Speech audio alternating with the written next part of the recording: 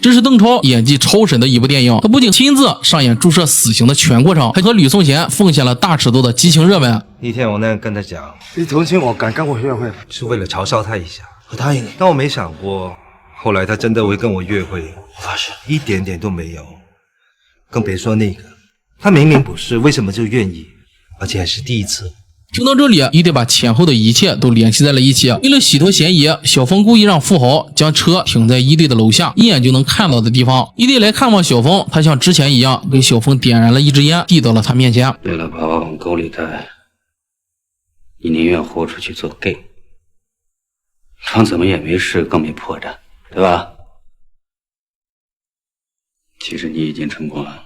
一队佩服小峰缜密的心思和勇气，不做警察太可惜了。可小峰说自己这么做并不是为了逃亡，而是想熬到尾巴。做完手术之后7年的逃亡生涯，他备受良心的谴责与煎熬。他想改过自新，做个好人，但手上沾了血，已经没法回头，功过不能相抵。被抓之后，他反而释然了，因为终于能在尾巴面前承认自己是个好爸爸。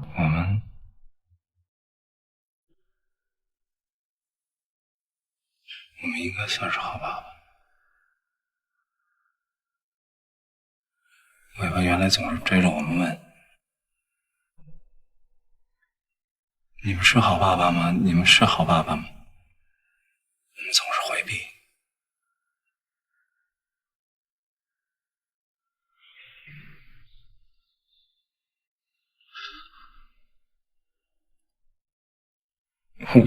我们现在应该可以说。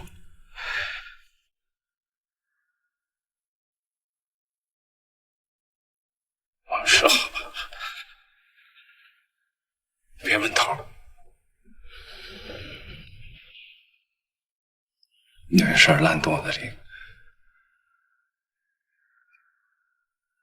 或许更有意义。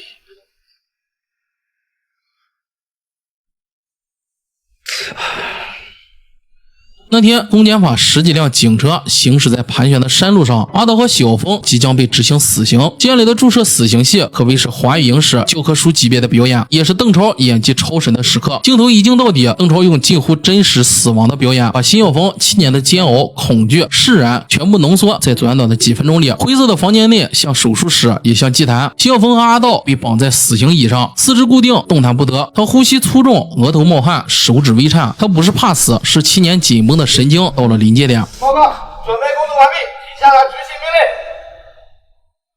命令。执行。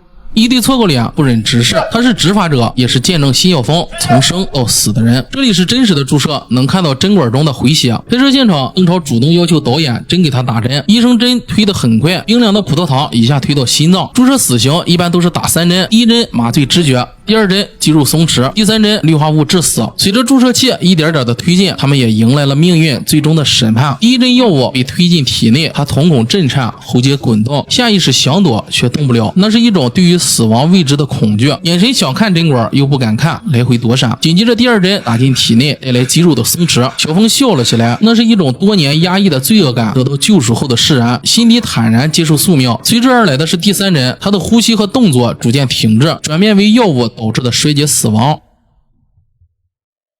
一只眼半睁，一只眼闭上，瞳孔散大，生命缓缓流逝。一道光打在小峰的脸上，随着他吐完最后一口气，心电图的监控逐渐化为一条直线。他走的平静，用生命还清了所有的罪孽。注射那场就是让我们选择了真实的注射，反正就是全身是在痉挛，就抽搐，反正就是我的光慢慢没了，然后就听见有人哭，然后导演说停的时候，他就一直在大声的哭，超哥我以为你死了。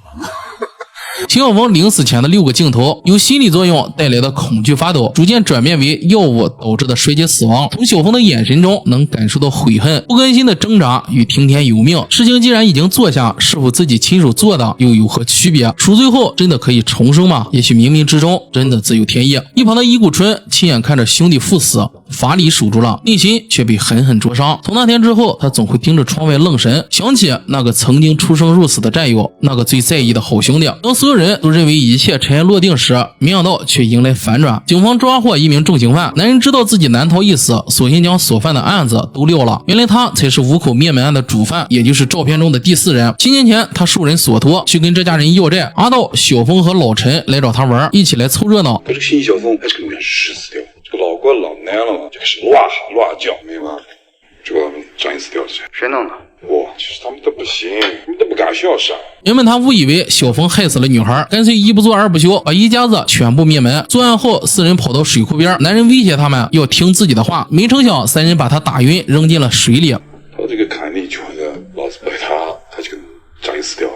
你后来没找他们？不找，烧了一栋饺子，让肯定是个病死，死得好。这死了，如果这个事情发了嘛，肯定不愿来找我。王彦辉仅凭这段3分钟的客串，竟将自己演进了今日说法，甚至吃饭被群众当成逃犯举报。这个人我认识啊，中央12频道那个法制频道就是个杀人犯。我跟你说，我看过他好多次了。那既然灭门案不是小峰3人做的，他们为何认罪伏法呢？因为尾巴。经过鉴定，尾巴的骨龄确实是7岁，也就是说，尾巴就是当年被害女人生下来的孩子。女人因为心脏病猝死，而刚好尾巴也有先天性心脏病。案发当场，小峰注意到别墅里还有个婴儿，所以小峰才会拼命的回去。孤零零的别墅，如果不带走孩子有可能被饿死。他们抱走了孩子，一直抚养在身边。虽然他们给尾巴尽可能多的爱，可孩子一天天在长大。万一有一天孩子知道真相，那么爱自己的3个爸爸竟然是杀害全家的帮凶，绝对是灭顶之灾。所以他们选择以死谢罪，趁尾巴不懂事，斩断与他的羁绊，给孩子一个坦荡的未来。而全片隐藏最深的那个，其实是吃傻的老陈。我的智商是163，要是每天事发，我想我能逃，但是活着见不得我真是不行，我不可能不见，我根本见不得。看来这163的智商跟他妈80的语文差不了多少，算了，留给他一个轻松的将来吧。故事的最后，尾巴被一股春收养，海边风平浪静，尾巴无忧无虑，阳光洒在他干净的脸上。至此，故事结束。世人都说善恶终有报，天道好轮回。可看完《烈日灼心》，你才会真正懂得，最痛的报应从来不是法律的审判，而是良心的余生煎熬。7年前，一念之差，3人坠入万丈深渊。他们背着血色秘密，苟活7年，不敢光明正大的做人，不敢坦然的拥抱生活。他们当过最好的警察，最好的司机，最好的父亲，把这辈子所有的温柔、善良、救赎，全都给了无辜的小尾巴。有些罪孽，法律能原谅，人心不能。只要他们活着，尾巴这辈子就永远背负着血海深仇。唯有他们以罪人之身伏法，所有黑暗才会彻底封存，所有秘密才会永远烂在岁月里。他们用自己的死亡换来小女孩一生的纯洁与安稳。恶人有苦衷，善人有遗憾，黑白有边界，人性有绝对。世间最煎熬的惩罚，从来不是死刑台上的几秒终结，17年岁岁年年，抬头怕天光，低头怕良心。活着即是炼狱。正所谓善恶到头终有报，举头3尺有神明。一念失足千古恨，万般皆是命铸成。烈日灼心拍得很压抑，看的人也很压抑。下期咱们讲点轻松愉快的。邓超继烈日灼心后再次封魔的神作《分手大师》，光影中会落寞，但故事永不散场。我是布谷，明天见。3个星星爸爸点亮着夜空啊，在那松林树下舞蹈啊，满天星斗眨呀眨呀，小尾巴哪儿去了？快回家。